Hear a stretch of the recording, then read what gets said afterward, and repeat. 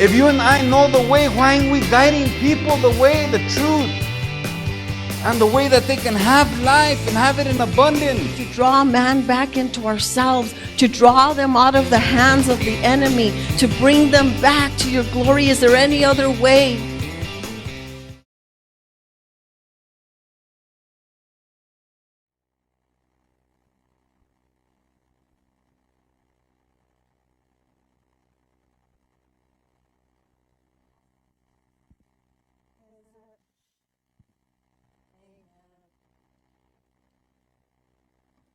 Pastor knows how to make us cry, huh?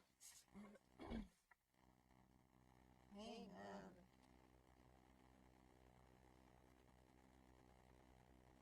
Let's go, Lord, in prayer.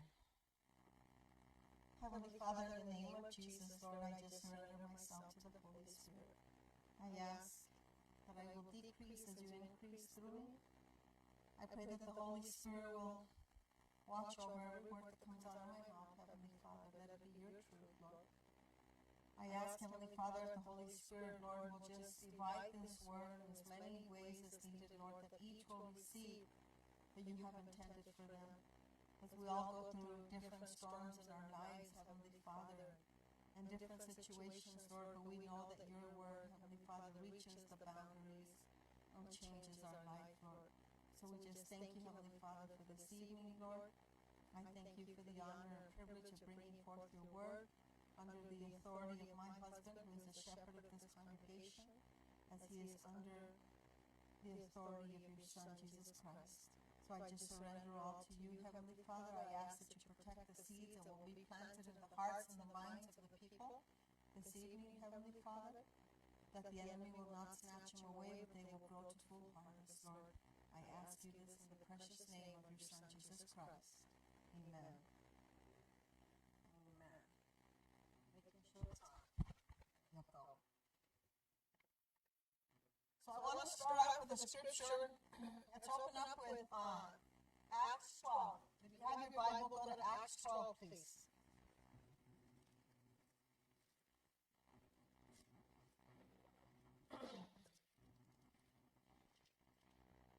Acts 12. We're going to read verses 5 through 19. Acts 12, verses 5 through 19. So if you don't have your actual Bible, and you have it on your phone, open up your phone Bible. It's on your phone. And just follow along. We do have the air conditioner on today, so if anybody gets too cold, please let us know. I don't want you guys to leave out here with the sniffles, okay? So Acts 12, 5 through 19. And the word of the Lord says, Peter was therefore kept in prison, but constant prayer was offered to God for him by the church. And when Herod was about to bring him out that night, Peter was sleeping, bound with two chains between two soldiers, and the guards before the door were keeping the prison. So he was surrounded by 4 guards. Now behold, an angel of the Lord stood by him, and a light shone in the prison. And he struck Peter on the side and raised him up, saying, Arise quickly. And his chains fell off of his hands. And then the angel said to him, Gird yourself and tie on your sandals. And so he did. And he said to him, Put on your garment and follow me. As I was reading this today, I could only imagine Peter asleep on the prison floor with 2 prisoners chained to him on either side. And it must be summer because the angel had to tell him to put on his garment and his shoes. So it must have been so hot because they don't have like air conditioner prisons like we do nowadays. Okay, they have air conditioners, TVs, pool tables, you name it. And you know, and so I can only imagine him. It was so hot. He's laying there in his underwear basically, and the angel had to. It was so at peace. The angel had to kick him on the side to like, Peter, wake up. You know, us mamas who had to wake up our kids for school. You know how that goes, huh? My mom would just open her door and the door to the bedroom and throw a glass of ice cream water. That would wake us up. Then going on to verse 9, it says, so he went out and followed him, meaning Peter followed the angel, and did not know that was what was done by the angel was real, but he thought that he was seeing a vision. When they were past the first and the second guard posts, they came to an iron gate that leads to the city, which opened to them on its own accord. And they went out and went down one street, and immediately the angel departed from him. And when Peter had come back to himself, like waking up, he said, now I know for certain that the Lord has sent his angel and has delivered me from the hand of Herod and from all the expectation of the Jewish people. So when he had considered this, he came to the house of Mary, the mother of John, whose surname was Mark, where many were gathered together praying. And as Peter knocked at the door of the gate, a girl named Rhonda came to answer.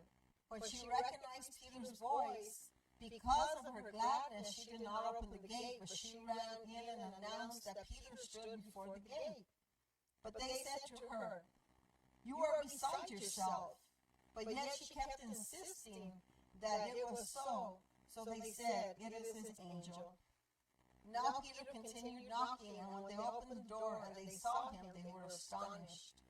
But motioning to them with his hand to keep silent, he declared to them how the Lord had brought him out of prison. And he said, go tell all these things to James and to the brethren. And he departed and went to another place. Then as soon as it was day, there was no small stir among the soldiers about what had become of Peter. Isn't that amazing? Peter was asleep on the prison floor, and the angel came, basically had to kick him and say, Peter, get up. When the light shone all around Peter, the chains fell off of him. And the angel told him, get up, put on your sandals, gird yourself, put on your garment. And they walked past the guards. Even the ones that were asleep on either side didn't hear the chains fall. And then the guards that were watching, it says when they came to a heavy iron door, the door opened on its own accord.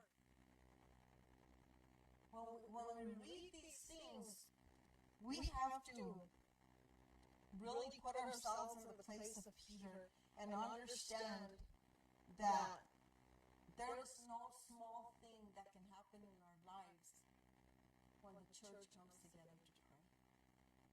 See, the thing is that they were there praying for Peter's release, but when Peter came knocked at the door, they didn't believe it. And they didn't believe it to the point where they said, no, it must be his angel. So with that, you can see that they were so used to seeing angels that it was his angel. But then they realized that it was Peter. And it's just amazing that sometimes we pray for someone or for something, but do we really believe that God can answer our prayer? Do we really believe that the Spirit and the power of God can break the chains off of our lives? Can open iron doors? Can even make us invisible to our enemies? Because none of the four guards that were guarding Peter saw him as he left. And it's just amazing to me as I was thinking about this today. I was thinking, man, sometimes we'll ask God for something and then it just goes to the back of our mind. Okay, we already asked God. But sometimes we don't really believe, and we have to really believe. I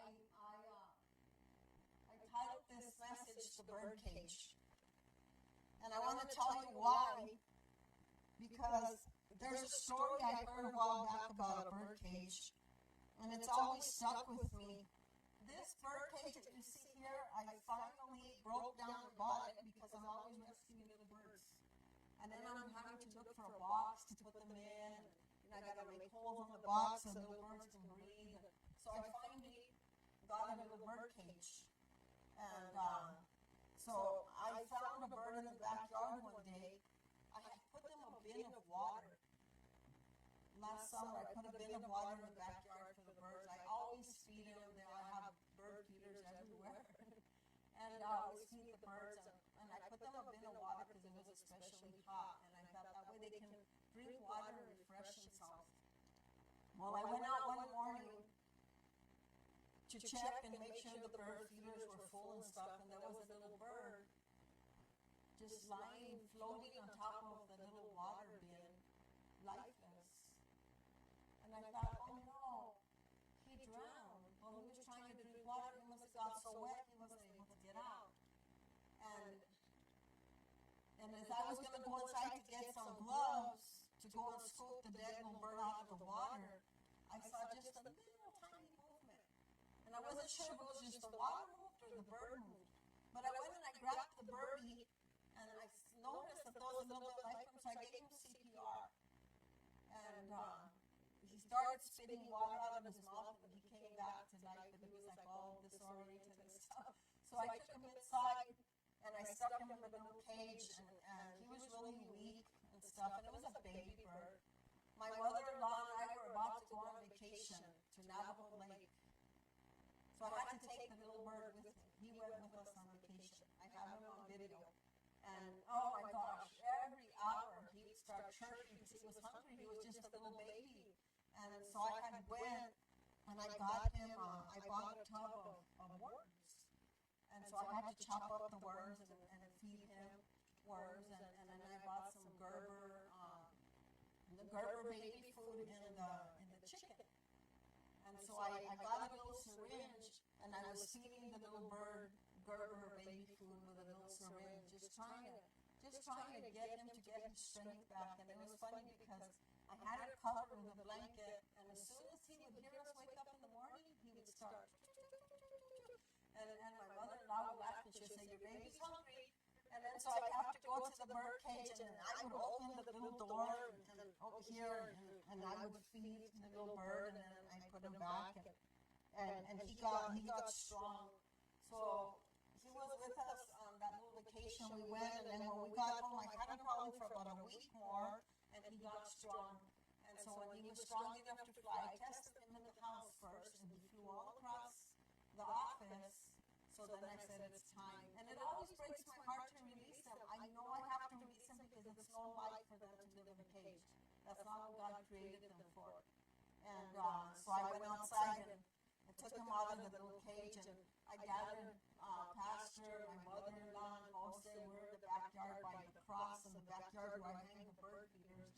And I'm telling him, okay, say goodbye, we're going to run and go home.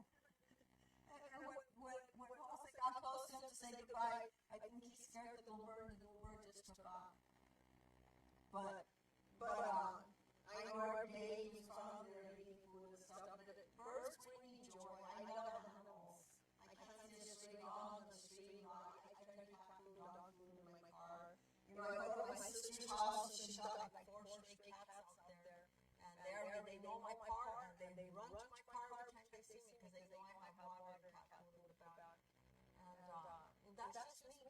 You know, my mom used to tell me, because when I was little, I was the same way. I would bring cats, dogs, rabbits, birds, homeless people. And my mom would tell me I should have named you Francis because you're like San Francisco, all the animals gather around you. And but I was in a yard sale the other day, and I found this little tiny cage. Tiny little bird cage. I don't know if you guys can see it. Little tiny bird cage. And I immediately picked it up and asked the lady how much she wanted for it. She said, just take it with the other stuff. You know, and it's cute. It's a little copper bird cage, but there's just a little plate in there hanging like for food or water. And that day, I just had the thought to give the story of the bird cage because I love birds. I love all animals, but I don't know, birds just have my heart. When I was a little girl, I would sit on the roof of our house. I would climb on the ladder, sit on the roof of the house, and I would watch the birds. And I would tell God, why can't I fly away like the birds? Give me wings so that I can fly away. That was my prayer almost every day. Give me wings so I can fly away. I just want to fly away. And even as a little girl, life was hard. And I wanted to fly away. And I would envy the little birdies that would just fly so freely in the sky. And I've always loved birds. But this story of the bird cage I heard many years ago about this man. He was walking down the street, and he ran into this little boy with a bird cage, and he had some birds in there. And the man noticed that the bird cage was already stained a little bit with some stopped the little boy, and he said, son, where are you going with those birds in the bird cage? And he said, well, he had kind of like a little cynical smile, and he said, well, what I'm going to do is I'm going to take them home. I'm going to take them home, and I'm probably going to pull some of their feathers out, and then I'm going to kill them. And I'm like, wow. And so the man told him, can I buy them from you? And he said, well, I don't know. And he said, let me buy them from you. I'll buy them for you. And the man pulled out his wallet, and he told the boy, he said, how much do you want for the cage and the birds? He said, well, I don't know, how much do you have? Because now the little boy knew he had the man's interest, so he's like, how much do you have? So the man opens up his wallet, and he pulls out everything that he has in his wallet, and he gives it to the little boy. So the little boy gives him the bird cage with the birds, and the man takes the birds with him. And when he gets home, the man opens the cage and he releases the birds and he sets them free. And that's a beautiful story of what God did for us.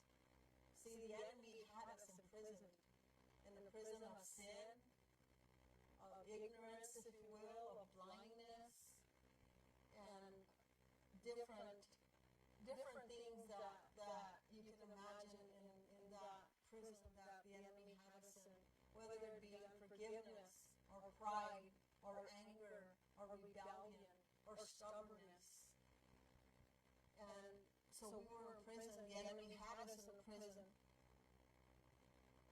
And I can only imagine Satan going up to the throne of God, just like he did in the story of Job. I don't know if any of you guys have read the story of Job. But when Satan went before the throne of God, and God said, where are you coming from? And he said, oh, just from the earth, going back and forth from the earth. And he said, have you considered my servant Job? See, God had to give Satan permission to have permission over Job. And Satan has to get permission from God to test us in any way. God will allow something in our life, but he will use it for good. And if you read the whole story of Job, you see how God replenished and even more everything that the enemy had taken from Job. But see, at some time in our life, we were in prison. We were, because what Adam and Eve did in the garden. See, when God created man, and then he created woman to be his helpmate, God gave them the title deed to the earth, because he said, you will have dominion over everything. He gave them dominion. He gave us dominion over everything. But Satan came into the garden and he tempted Eve. And they sinned. And they turned that title deed over to Satan. They relinquished the power and authority that God had gave them. Through sin, they gave that title deed to Satan. And Satan had that title deed.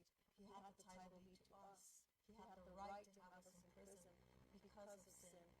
And it is because of sin that God flooded the earth. In Genesis 6, God says that he had repented that he had made man. Why? Because sin was running around through all the earth. You see, there was a time when we were in prison and we were in there. Man, we were lifers. It seemed like we were on death row.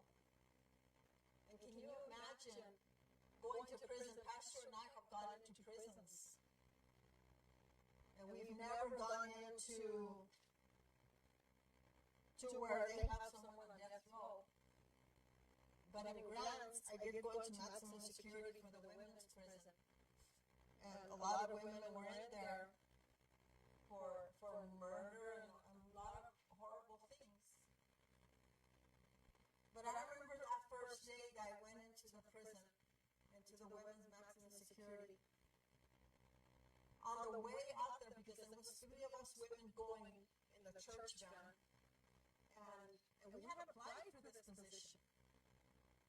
And there was about 140 women who had applied, and only 3 of us were approved by the federal government to go into the women's maximum security. But on the way over there, I remember I'm sitting in the back and I'm kind of going over my notes and stuff like that, and I'm thinking, here comes the enemy, like, what did you get yourself into? You're way over your head. What are you doing? And I started getting a little bit of fear. And see, the thing they tell you is that once you go in there, because you have to go in, and even they, you put your Bible through the scanner, you put everything through the scanner, they scan you. You go there, and then you go through another gated door. You have to walk through. There's a security guard with a rifle, and you go through that door. They hold your driver's license, and then you step a little bit, and that door closes behind you. You walk a little bit more. Then there's another door that you have to go through, and they check you again. There's another security guard with a rifle, and then that one closes behind you, and then lastly you go through another door where there's another security guard with a rifle, and then you get to the dorm, and there's a security guard inside the dorm with a rifle, and there's cameras everywhere. And I remember feeling so sick to my stomach, and I'm like, oh Lord, what did I get myself into? What did I get myself into? And I remember one of the girls, she was in the worship team, and so she started with worship. We had worship, but it's so uncomfortable. Well, the first time I went, and you just have the security guard standing in the back, and he's got a rifle and a gun and all that else, But they tell you, if a riot should break out while you're in there, you're in there. We're coming for you. Until that riot is over, you're in there with these women. You have to understand that you might lose your life. You have to understand what you're getting into. Are you sure you want to do this?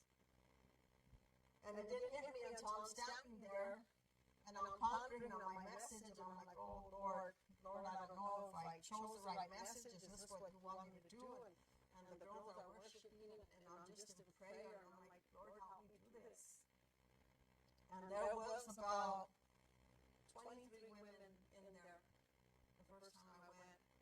And I remember just feeling so sick to my stomach, and the enemy's just bringing fear, and just, it was horrible. And then I remember the Lord, I said, Lord, help me bring forth my message. And he told me, put your message in your Bible. Close your Bible. And I want you to give these women your testimony, your full testimony. Oh my gosh, and I'm like, oh, my hands were shaking, my stomach was hurting, and it's like you can't get sick and say, excuse me, can I go to the restroom? No, you don't get out of there until everything's over. So I'm sitting there, and worship finished, and we opened up a prayer, and I felt the Lord again tell me, share your testimony. So as I began to share my testimony, because you have these women sitting there, and I mean, they're just sitting there, and they're just looking at you, and they're, I'm like, oh man, and they just look like they're angry, or like they're ready to jump you or something, and I'm like, thank you God for the security guard back there.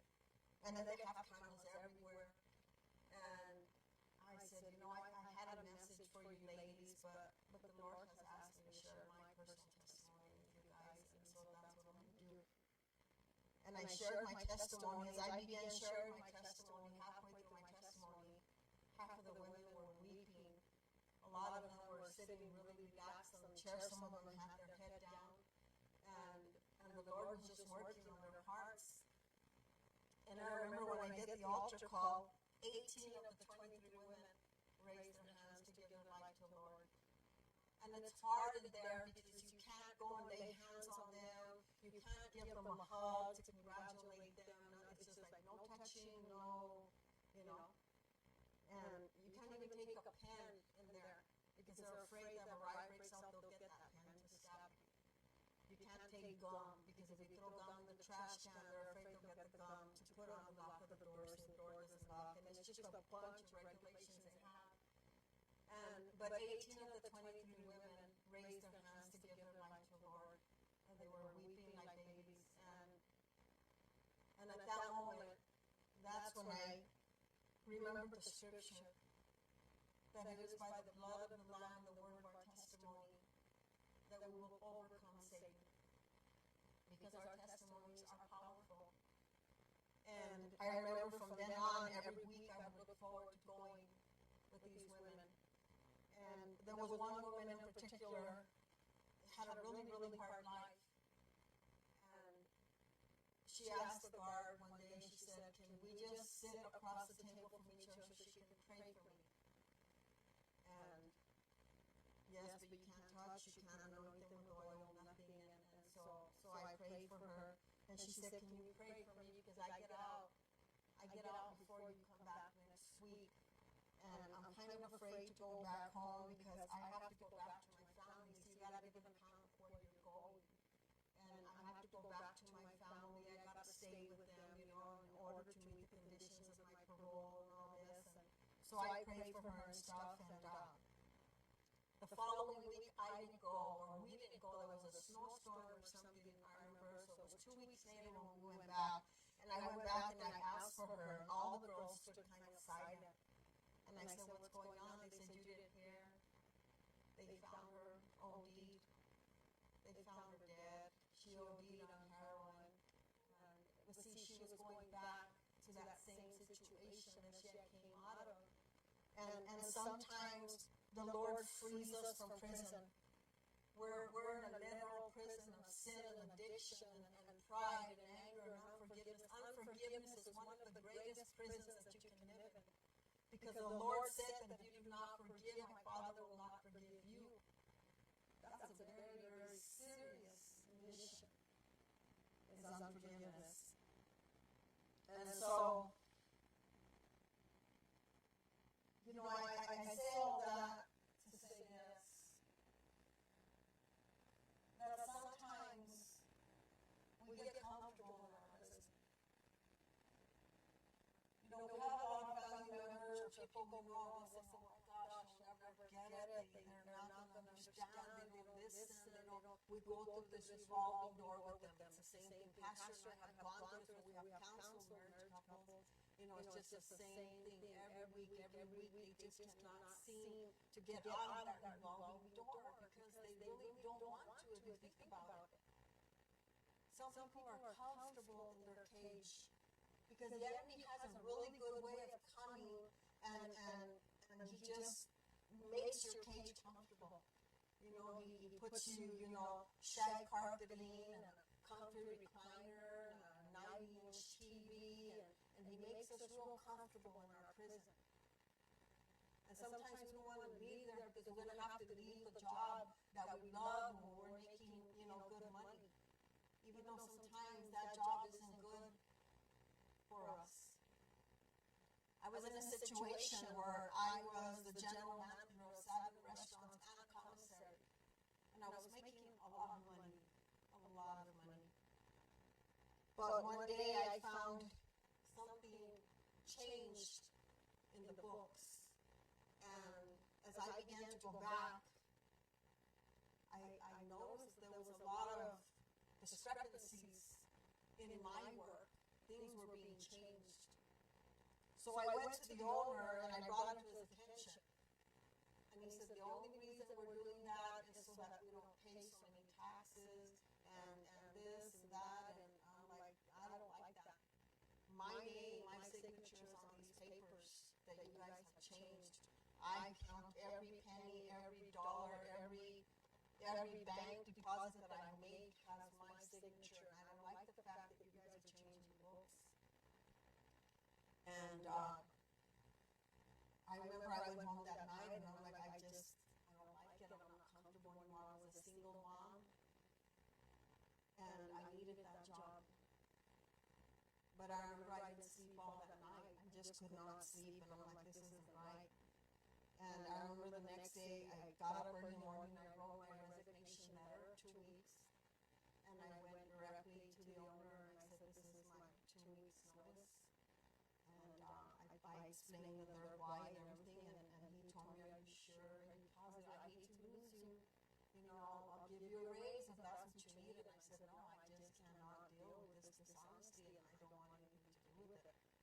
again, my integrity is on the line here. And so I left that job, and I'm like, dear God, what am I going to do? What am I going to do? I had a little bit of savings, but I was a single mom of 2 boys. I had a mortgage, I had a car payment, I had all the regular bills that we had. And there was a Smith about 3 blocks from my house. I remember I went to get a few groceries, and I asked them, are you guys hiring? They said, yeah, we're hiring for bag boys. It pays $5 an hour. And I'm like, Lord, please tell me this is not where you're going to send me. So I felt in my heart to apply. I got the job, $5.16 an hour bagging groceries. And I'm like, okay, God, I'm going to trust you. I'm going to trust you. I know I'm closer to the kids, you know. But I got this job on a Thursday, and on a Saturday, one of the cashiers didn't show up, so they threw me on the cash register. I didn't know how to work them and everything, and then before you knew it, a year later, I was head cashier. And I wasn't making nearly what I had been making, but I was getting a good salary. But about that time, I found out that 4 people, the owners, and the bookkeeper, and the other general manager, all ended up getting audited by the IRS, and some of them, a couple of them did jail for a while. He lost his businesses, and I had got out just in time. See, sometimes we don't understand. Sometimes we don't understand what the Lord's doing in our life and why He's moving us. But see, sometimes our stubbornness can also be our prison. Because the Lord is telling us, I don't want you there, I want you here. That doesn't make sense. That doesn't make sense. I'm making $1,200 a week plus $5,000 bonuses every month, and then I'm doing $5.16 an hour bagging groceries. That doesn't make sense in the physical realm. But God knew what was down the road, and the Lord was keeping me out of prison because my name was on a lot of those documents. And so God knows what He does. But sometimes the Lord is trying to free us from something. See, the Lord will sometimes destroy our plans before our plans destroy us. And many times we cannot understand that. Let's go to Psalms 146. Psalms 146.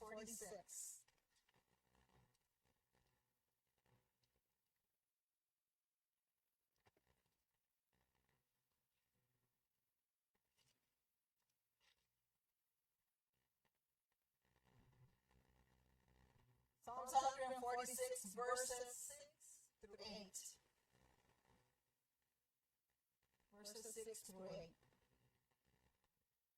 The word of the Lord says, who made heaven and earth, the sea, and all that is in them? Who keeps truth forever? Who executes justice for the oppressed? Who gives food to the hungry? The Lord gives freedom to the prisoners. The Lord opens the eyes of the blind.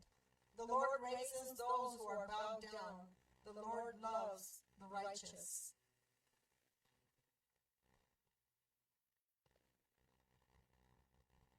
That's so beautiful where it says that the Lord gives freedom to the prisoners, and the Lord opens the eyes of the blind. Sometimes we're in prison because we're blinded. But see, the one thing I know about a lot of these women in prison, they were in there for killing either their husband or their boyfriend because they were fed up with the abuse. Even though I'm not justifying what they did, I can understand. Because my first marriage was very abusive. Very, very abusive to the point that I lost my daughter. And I could relate to those women. Because I can't tell you how many times something stupid crossed my mind. But I thank God that I already had a relationship with the Lord. And I didn't end up in prison. And God knows what would have happened to my kids. They would have ended up in the streets, probably on drugs and alcohol. But the Lord saved me from that. I love, can you turn off the air conditioner in the back? We're freezing people over here. Oh, okay. And And then this one too, please. Let's go to John chapter, I'm going to have to hurry because it's a little bit late. I'm going to go through this quickly. John 8:31 through 36. Boy, time goes by fast. John chapter 8, verses 31 through 36. I'm going to have to go through these a little bit quickly, guys. I didn't realize how late it was. Okay. The word of the Lord says, and then Jesus said to those Jews who believed in him, if you abide in me, my word in you, and you are my disciples indeed, and you shall know the truth, and the truth shall make you free. And they answered him, we are Abraham's descendants, and have never been in bondage to anyone. How can you say that you will make us free? And Jesus answered them, most assuredly I say to you, whoever commits sin is a slave of sin. And the slave does not abide in the house forever, but the Son abides forever. Therefore, if the Son makes you free, you shall be free indeed. You know, I put down counseling. Everybody needs counseling from time to time. But I'll tell you, with the addictions I went through in my life, there was no 12-step program. There was one-step program, and that was Jesus Christ. Jesus Christ took the desire of drugs and alcohol away from me. Jesus Christ opened my blind eyes. He healed my heart, and he made a way for me. Let's go to Romans 8. Romans chapter 8. I'm sorry, I'm going through it a little bit quickly, guys. I didn't realize I lost track of time. Romans 8, verses 1 through 3.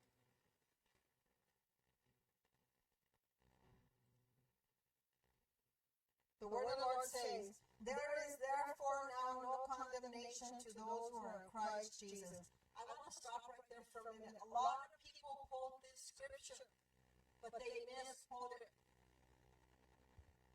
Because it says, there is therefore now no condemnation to those who are in Christ Jesus, who do not walk according to the flesh, but according to the Spirit. There's a condition there. It's not, oh, I'm a Christian, so there's no more condemnation here. You know what? We continue in our sin. We purposely continue to sin willfully. There is condemnation, and there will be condemnation. We need to be really careful there. For the law of the Spirit is life in Christ. Jesus has made me free from the law of sin and death. For what the law could not do in that it was weak through the flesh, God did by sending his own Son in the likeness of sinful flesh on account of sin. He condemned sin in the flesh. So when you hear people quote that scripture, there is now no condemnation to those who are in Christ Jesus, make sure that they finish the scripture, because it's who do not walk according to the flesh. If you're still walking according to the flesh, the scripture does not apply to you. But according to the Spirit, we have to walk according to the Spirit. Okay, number 5, let's go to, I have 2 more scriptures here, guys. Galatians 5:1. Galatians 5:1. Yes, ma'am. Galatians 5:1. The word of the Lord says, stand fast therefore in the liberty by which Christ has made us free, and do not be entangled again with a yoke of bondage. Can you imagine somebody on death row, and then the warden comes to his cell and says, hey, you're free to go? Oh, no, I'm good here. We were on death row. Jesus gave us freedom. Jesus broke that yoke of bondage that we had in our life. 1 Peter, and this is the last scripture before I begin to close. 1 Peter chapter 2. 1 Peter chapter 2. And we're going to verses 15 through 17. The word of the Lord says, for this is the will of God, that by doing good you may put to silence the ignorance of foolish men, as free, yet not using iniquity as a cloak for vice, but as bondservants of God. Honor all people, love the brotherhood, fear God, and honor the king. Jesus didn't set us free so that we could do what we want. He set us free so that we could do what we should, according to God's word. You know, there's a little clip in the movie God's Not Dead, and I can't remember if it's not God's Not Dead number 1 or number 2, but there's a little clip where one of the attorneys goes to visit his mom in the restaurant, and she has dementia. And he goes to visit her, and he's sitting there really cocky, and he's looking at her, and he tells her, "You have always prayed to God and believed your whole life. You have never done anything wrong. You are the nicest person that I know, and I'm the meanest. But you have dementia." Explain that to me. And you can see that his mom has dementia. She just has this blank stare on her face, and she's staring off. And she doesn't even really acknowledge that he's there. She doesn't recognize him. But then the Holy Spirit puts some words in her mouth. And they're very powerful. And she responds to him. Sometimes the devil allows people to live a life free of trouble because he doesn't want them to turn to God. Sin is like a jail cell, except it's all nice and comfy, and there doesn't seem to be any need to leave. The door is wide open until one day time runs out and that cell door slams shut, and suddenly it's too late. And he's sitting there staring at her and can't believe that his mother with dementia just spoke these words to him. But it's so true. Jesus has set us free from bondage, from sin, from the hand of the devil. But we have the choice on a daily basis. Are we going to go back to our prison? Are we going to go back to that prison cell and just allow the devil to do what he will with our lives, to run us the way he will, to encourage us, our addictions, sin? Because there comes a time in our life, all of us, it's going to come a time in our life where we're going to take our last breath here, and we're going to take our next breath before the face of our Creator. We're going to have to give an account for our life, how we lived it, what we did, how we treated people. And then that door slams shut, and there's no turning back. Now is the time to repent. Now is the time to ask God for forgiveness. Now is time to release the people in our past who have hurt us. Because we don't want to stand before Almighty God with unforgiveness in our heart. It's not going to turn out pretty for us. We have to let everything go. And as hard as it is sometimes to forgive people, sometimes it's even harder to forgive ourselves for the mistakes that we've made. But we have to even choose to forgive ourselves, because the Word of God says to love others. To love others as God has loved us.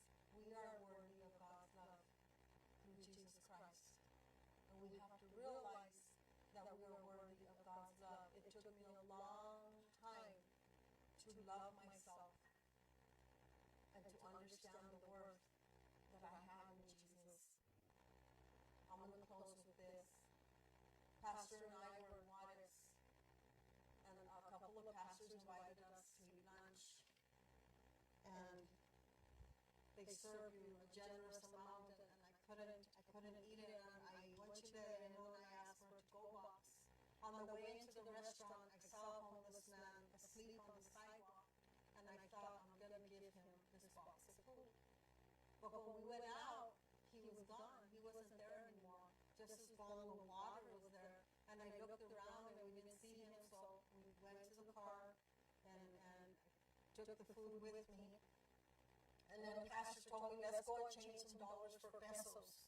Because it gets really confusing when you go over there to the store trying to figure out, like, you know, how much pesos. And so we went, he took me to change some dollars for pesos. And as we parked in front of this place, I saw this man off a little bit in the distance, and it was obvious that he was homeless, and there was 2 dogs with him. They ended up being homeless dogs. I guess they weren't his, but he was there. And I remember I got my food, and I got off the car, and I went, and I told him, would you like a plate of food? And he said, yes, I would, thank you. And I told him, can I pray with you for something? And he said, I'll never turn down prayer. Yes, you can pray for me. So I held his hands, and we were praying, and the dogs were looking up like they knew. And I was holding his hands, and I was praying for him, and I don't know, I just felt like a peace. I just felt like a peace in my heart. And so then I finished praying for him, and he was thanking me, and I gave him a water. And then I told him, I didn't even get your name. I'm sorry, what is your name? And he said, my name is Jesus.